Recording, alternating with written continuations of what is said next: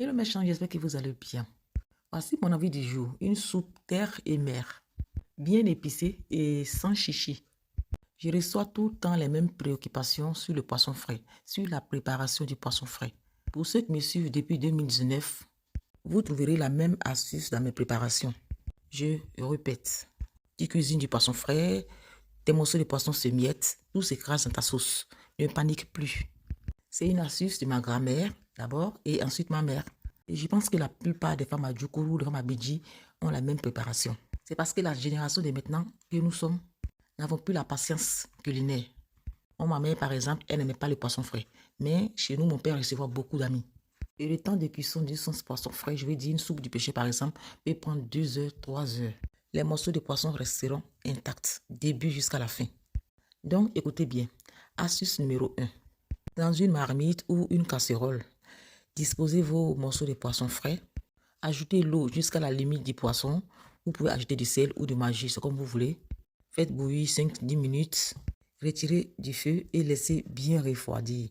Si vous voulez ajouter de la viande, par exemple, dans cette sauce, prenez une autre casserole dans laquelle vous allez faire bouillir vos morceaux de viande. Lorsque la viande soit ramollie, par exemple, le temps de laisser le poisson frais refroidir et de se raffermir. Astuce numéro 2. Tu cuisines poisson frais, il ne faut pas remplir ta casserole ou la marmite d'eau. Observe la limite d'eau, par exemple, dans la casserole. Cette sauce peut bouillir fortement, les morceaux de poisson ne vont pas se retourner. C'est lorsque tu vas remplir ta casserole d'eau que les morceaux de poisson vont se retourner et se casser. Astuce numéro 3. Et même si tu n'as pas précuit les poissons à part, si tu veux débuter le poisson et la viande ensemble, tu disposes les morceaux de viande en dessous, tu disposes le poisson dessus, tu ajoutes de l'eau toujours à la limite du poisson. Tu laisses bouillir ta sauce. Une fois que tu constates que l'eau est en train de tarir, tu rajoutes l'eau, tu laisses l'eau tarir, tu rajoutes l'eau, tu laisses l'eau tarir. Chaque fois jusqu'à ce que tes morceaux de viande soient bien ramollis. L'erreur qu'il ne faut pas faire, c'est de ne pas inonder les morceaux de poisson d'eau. Même lorsque vous sortez les condiments pour les écraser, avant de remettre, vérifiez la quantité d'eau, vérifiez la limite d'eau dans la casserole avant. En plus de cette astuce, une sauce cuisinée avec peu d'eau est plus goûteuse qu'une sauce remplie d'eau. Donc voilà, voici le résultat de ma petite sauce que je vais accompagner avec de la tiquée huile rouge.